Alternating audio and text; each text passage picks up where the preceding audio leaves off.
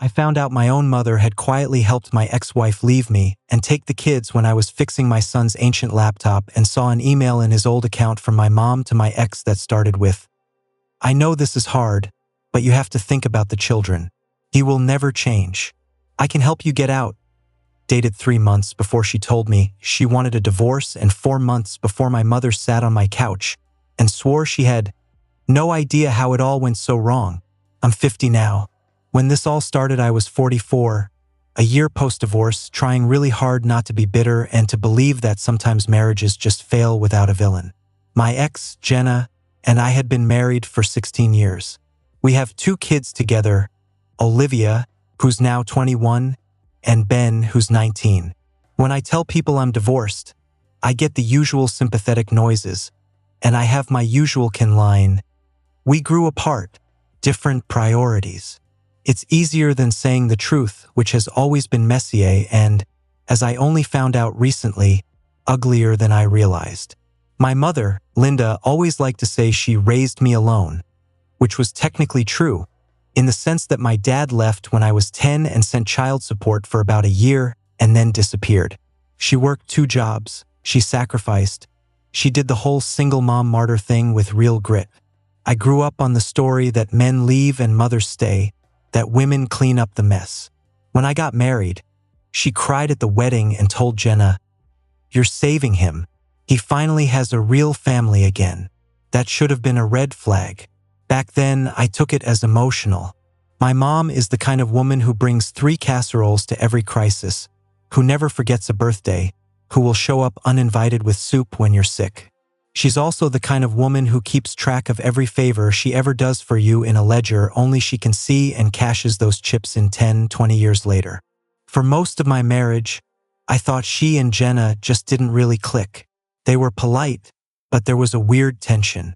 My mom would say Jenna was cold and too independent. Jenna would say my mom was a lot and has no boundaries. I lived in the middle of that seesaw for 16 years. If my mom complained that Jenna didn't call her enough, I'd encourage Jenna to reach out more. If Jenna complained that my mom criticized her cooking or how she was raising the kids, I'd gently ask my mom to back off. Nobody was ever happy. About 3 years before the divorce, my mom moved 5 minutes away from us to be closer to the kids. Before that, she'd been 40 minutes away. We helped her find a small condo. She sold her house, pocketed a decent chunk of change, and told everyone she was downsizing for family. First, it was nice. She could pick the kids up from school, babysit on short notice. Then it became intrusive. She'd show up at our place unannounced with groceries. "Because I know you're busy," let herself in with the spare key if we didn't answer, "Rearrange our pantry so you can actually find things." She'd say things like, "You know, I never had any help when I was your age. I cooked every night, even when I was dead on my feet," while Jenna microwaved chicken nuggets after a 12-hour nursing shift. I was working long hours too in IT at a hospital. We were tired. We snapped at each other more. Little resentments grew. Somewhere in there, Jenna started pulling away from me. At the time, I thought it was just stress, burnout, maybe a bit of midlife crisis. She'd started talking about feeling alone even when she wasn't alone. I blamed myself. I have never been the most emotionally expressive guy. I was trying to do better, to be more present. I went to therapy at her suggestion. I read the damn Brené Brown book. All the while, my mother was positioning herself as the one who really understood Jenna. I didn't see that then. I see it now, in hindsight and in black and white text. The day Jenna told me she wanted a divorce was a Tuesday. The kids were at school. Her scrubs were still wrinkled from her shift. She sat me down on the couch and said, "I can't do this anymore, Mike. I love you, but I'm not in love with you. I feel like I'm drowning in this life and you don't even see it." We had the big, ugly talk. I begged. I cried. I promised we could go to counseling. She said she'd already thought about it for a long time, that she'd checked out years earlier, that this wasn't about someone else, it was about her not recognizing herself. A week later, she'd found an apartment closer to her job. A month later, she'd hired a lawyer. 2 months later, we were in mediation talking through custody schedules and house equity like two co-workers dividing up office supplies. Through all of this, my mother was my rock, or so I thought. She sat with me on the couch while I sobbed, brought over food, watched the kids so I could meet with my lawyer.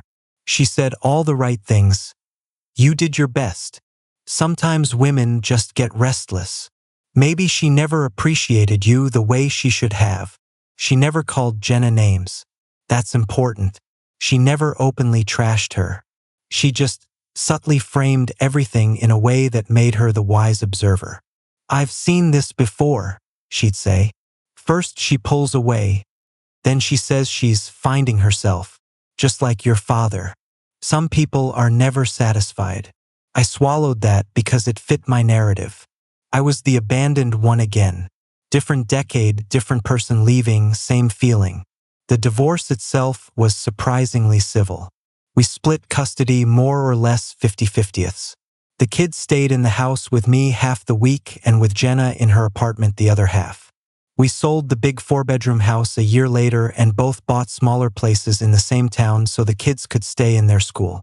I thought we were doing okay, considering. There were rough moments, holidays, graduations, but we all showed up. I thought my mom was being supportive the whole time.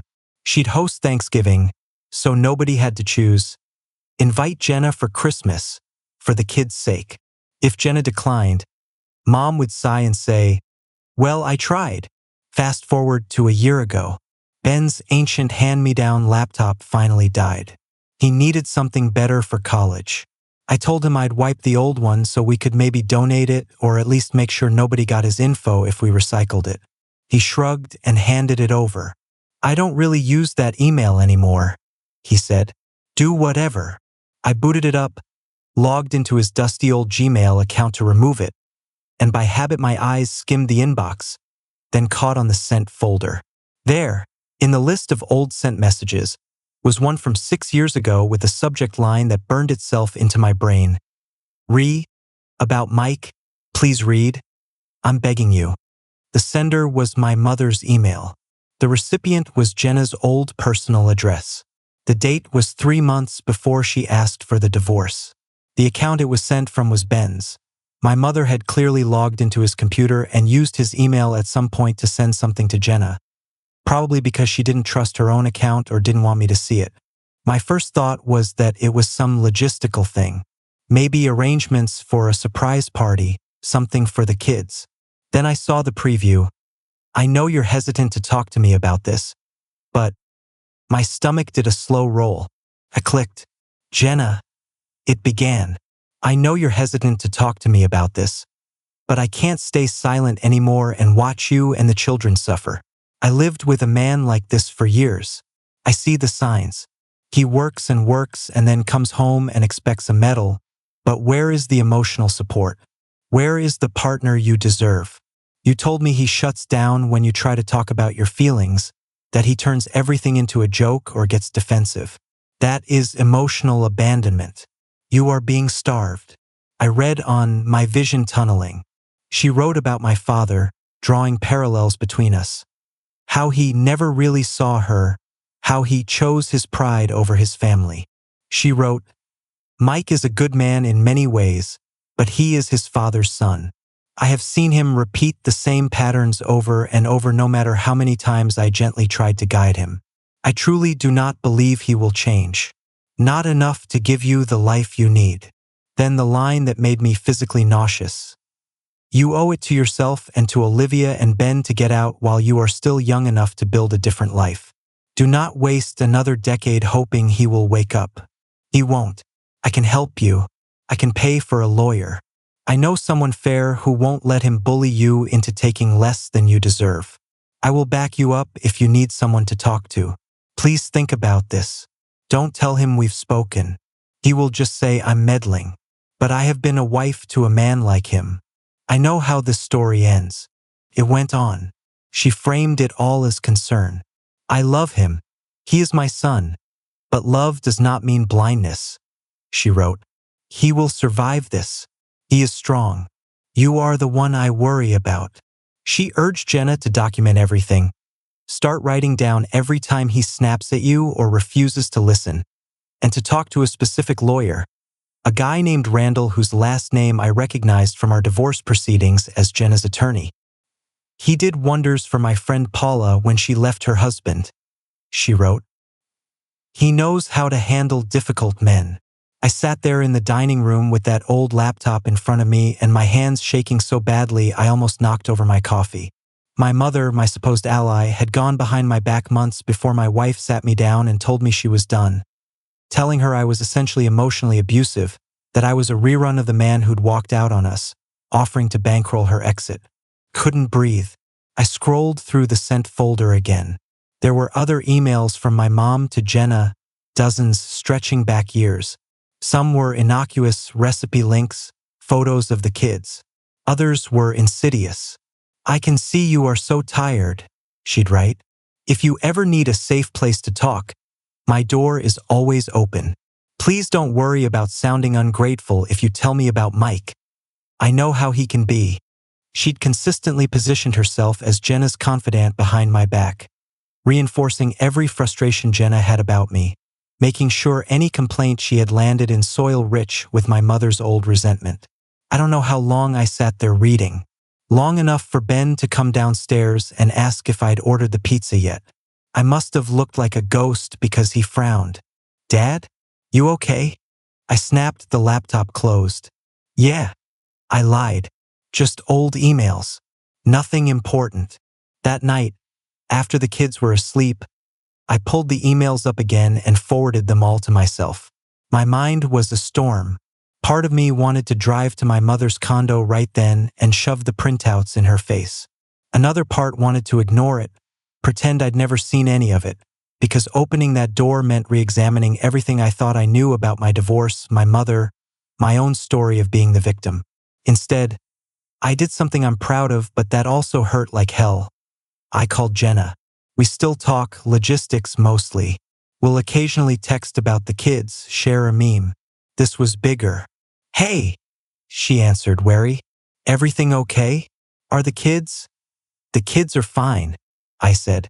This is about something else. Something I found. Do you have a minute? We met the next day at a coffee shop halfway between our houses. I brought printouts of the emails.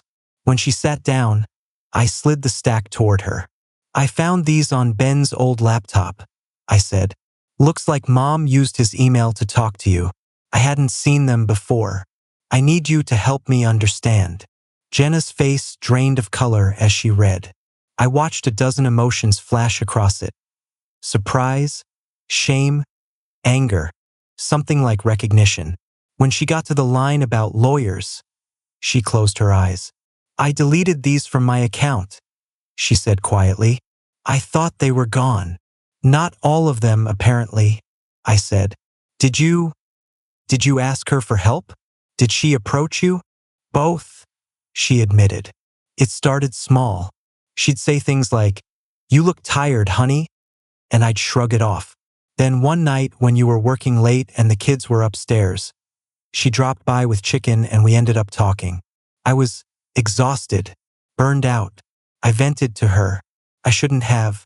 I told her I felt alone, that I felt like I was doing everything by myself. She listened. She hugged me. She said, I know exactly how you feel. After that, she started emailing. And you never thought to mention that the woman who spent my entire childhood bad-mouthing my father was coaching you through leaving me? I asked. My voice came out sharper than I intended. Jenna flinched. I'm not proud of it, she said. I knew it would hurt you. I didn't fully realize how much she was projecting her stuff onto us until later. I just felt seen for the first time in a long time. She told me things she remembered from when you were a kid, about you shutting down, about how you never cried when your dad left, how you went cold. She said she'd tried to get you to open up and you never did. It made sense of some things. And you have to admit you did shut down a lot. Shutting down isn't the same as being my father, I said.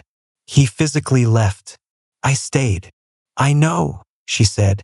I never said you were him, but your mom. She painted this picture. She told me about a fight you had in your 20s where you punched a hole in a wall. I closed my eyes. That was one time in my early 20s, in a crappy apartment after a fight with a roommate about money. I'd regretted it instantly. I told my mom because I was ashamed. She'd helped me patch the drywall, lectured me about anger. She told you that? I asked. She said it was a pattern, Jenna said. That you had a temper. She made it sound like it could escalate. That scared me.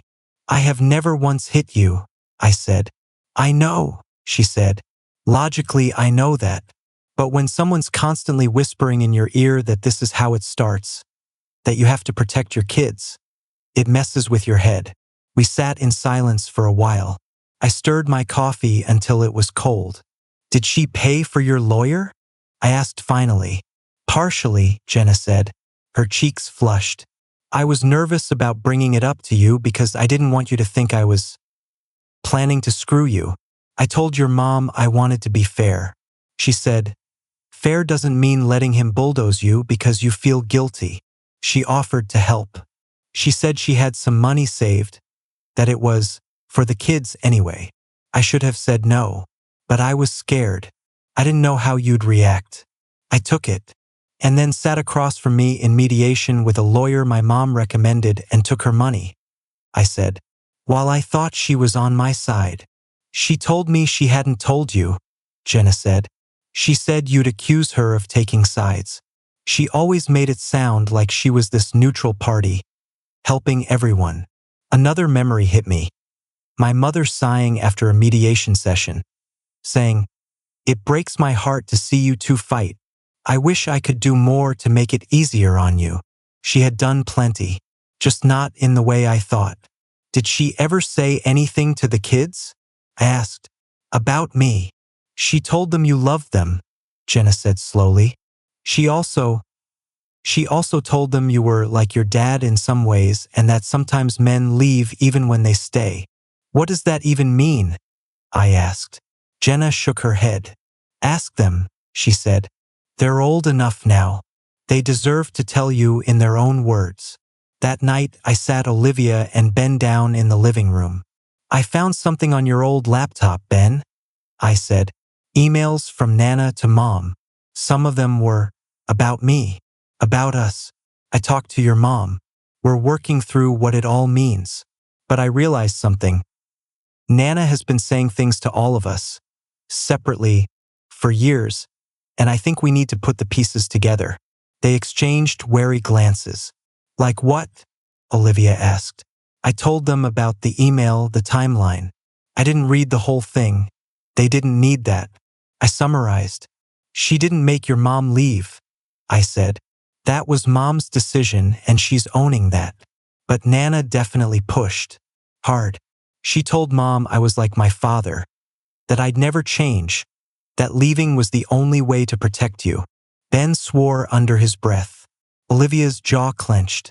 That tracks, she said. She's been making you into grandpa my whole life. What do you mean? I asked. Olivia hesitated, then pulled out her phone. You know how Nana always texts us separately? She said. She never uses the group chat unless it's something like, Merry Christmas. She sent me this right after the divorce. She scrolled, then read, your father loves you in his way, but he doesn't know how to be there for family. Men in this family always choose themselves. Don't be too hard on him. He can't help it. Just focus on your future. My stomach clenched. I never knew she said that, I said. There's more, Ben muttered. He pulled out his own phone. She texted me like a year after, when I was upset that you missed my game because you were on call. She wrote, I know it hurts when he doesn't show up. He disappointed me a lot too. That's just who he is. But you have me and your mom. We won't let you down. I felt like I'd been punched. Missing that game still eats at me. A guy coded at the hospital. I stayed. I thought Ben understood. We'd talked about it. He'd been quiet, but he'd said it was okay. Now I saw that my mother had taken that understandable teenage hurt and fed it, turned it into a narrative. Dad disappoints, Nana rescues. Why didn't you tell me she said that? I asked quietly. Olivia shrugged, eyes shiny. We didn't want to make it worse, she said. You and Nana were already, you know. We didn't want to start another thing. Another war with my mother, the expert in family wars. For the next week, I walked around with a knot in my chest. I didn't know who I was angrier at. My mother for her meddling, Jenna for letting it go that far, myself for being so blind. Every memory of my mother's support now had a second, uglier layer. The time she held me while I cried, and then went home and wrote Jenna an email about how I've never seen him like this, but I worry it's all for show. The time she told me, I'll always be here for you, no matter what Jenna decides. When she'd already given Jenna a lawyer's number. I finally made an appointment with my therapist, the one I'd seen during the divorce. I told her everything. She listened, then said something that stuck. Your mother learned early that being the one who sees the truth gave her power, she said. She decided that if she could position herself as the only reliable narrator in the family, she would never be abandoned again. That doesn't make what she did okay. It explains why stopping is so scary for her. Understanding is not forgiving, but it made the next step possible, confronting my mother without just screaming. I went to her condo on a Sunday afternoon. I brought the printouts. She opened the door, smiling. My handsome boy, she said, reaching up to hug me. Come in, I made your favorite casserole. I stepped around her. The apartment smelled like baked cheese and lavender. Family photos covered the walls. My kids at various ages, me in a little league uniform, Jenna and me on our wedding day. My dad appeared exactly twice. We sat at the kitchen table. I didn't touch the food. I put the stack of emails down between us. What's this? She asked, the smile flickering. These are emails you wrote to Jenna from Ben's email account 6 years ago, I said, and a few texts you sent the kids. I found them on Ben's old laptop. I thought we could talk about them. Her face shuddered. She reached for the papers, but I put my hand over them. Let me start, I said. I read her the worst parts. The lines about me being like my father. The offer to pay for Jenna's lawyer. The texts to my kids about me always disappointing people. When I finished, I looked up. My mother's eyes were shiny, but not with shame, with anger. You had no right to go through my private emails, she said. They weren't your emails, I said. You used my teenage son's account to meddle in my marriage. We need to talk about that. I was helping, she snapped. You weren't there for her, Mike. She was drowning. Someone had to throw her a rope. By telling her I was emotionally abandoning her and that leaving me was the only option, I asked, by paying for her lawyer? By telling my kids I'm just like the man who walked out on us. You are, she shot back too fast. You may not have walked out, but you were gone. Always working, always in your head. Do you know how many times she came to me crying that you didn't hear her? She also says she never told me half of what she told you because you made her feel like I couldn't handle it. I said, that's not my fault, that's yours. You made yourself the gatekeeper. I was protecting her, my mother insisted, and the children. I saw the same look in her eyes I had when I was trapped with your father. I couldn't stand by and do nothing. I am not my father, I said, every word clipped. I didn't cheat. I didn't drink away our money.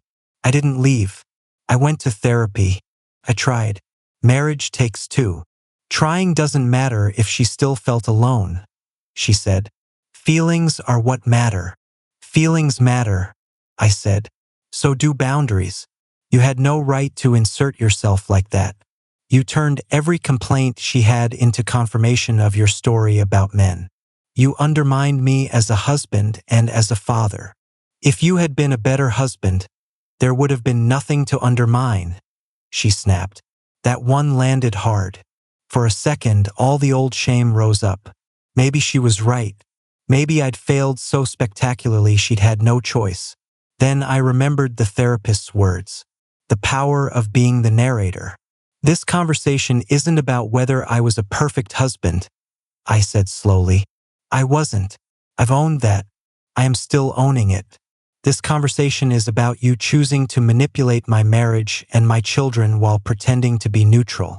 She laughed. Harsh. Manipulate? I was the only one telling the truth, she said. Everyone else tiptoed around you. Your father left. Jenna left. The common denominator is you. I'm the only one who loves you enough to say it. Loving someone doesn't mean sabotaging their life so it matches your story, I said.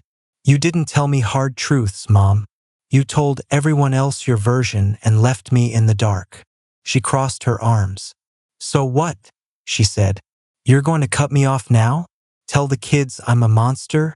Throw away everything I did for you because you found a few emails where I tried to help their mother? You didn't try to help, I said. You wrote, "Don't tell him we've spoken." Like you were having an affair with my wife. You called me emotionally abusive. You painted me as someone dangerous. You turned my kids into your little confidants against me. That's not help. That's betrayal. Her face contorted. You always make me the villain, she said. Ever since you were little. If I didn't let you do whatever you wanted, I was controlling. If I had an opinion about your girlfriends, I was meddling. Now I'm betraying you because I refused to sit by and watch you become your father. I became the father who stayed, I said quietly. And you couldn't stand that the story was different from yours. We sat in that for a minute. Her eyes darted to the photos on the wall. They still come to see me, she said softer. Olivia and Ben. Who do you think makes them dinner when you're working late? Who shows up to their events when you can't get out of work? And what do you tell them while you stir your casseroles? I asked. That I'm trying my best in a demanding job, or that I'm the same disappointment I've always been. She didn't answer. She didn't have to. I'd seen the texts. You're old, I said finally. You're my mother. I will always be grateful for what you did for me when I was a kid. I know you worked hard. I know you didn't get the life you wanted. But I'm not going to let you rewrite my life to fit your pain anymore. So here's what's going to happen. I'm going to tell the kids the truth about these emails. Age-appropriate but honest. I'm not going to tell them to hate you. I'm not going to forbid them from seeing you. They can make their own choices. But I am setting boundaries. No more private conversations with them about me. No more texts about how disappointed you are in me. No more just telling the truth to my exes behind my back. If you cross those lines, you don't get to be in our lives. She stared at me, breathing hard. You would turn my grandchildren against me, she whispered. After everything I've done. You turned them against me a long time ago, I said. I'm just giving them the full picture. Tears spilled over now, genuine ones. I don't want to be alone, she said, sounding suddenly much smaller. I did everything for family. I gave up my youth, my happiness. And now you're punishing me. Consequences aren't punishment, I said, though my throat was tight. You chose to interfere. This is the fallout. One day I'll be dead, she said dramatically. And you'll regret this. You'll wish you'd been kinder to your old mother. Maybe, I said, but I already regret letting you narrate my life for 50 years. I left the casserole on the table. In the car, I cried. Not the chest-heaving sobs of the divorce, but a quieter, older kind of grief. Losing the idea of the mother I thought I had, finally acknowledging the one I actually did. The next weeks were rough. Olivia was furious. Not just at my mom, but at me and Jenna too, for keeping so many layers of the story from her. You all treat us like we're going to break, she said. Meanwhile, you let Nana drip-feed her version for years.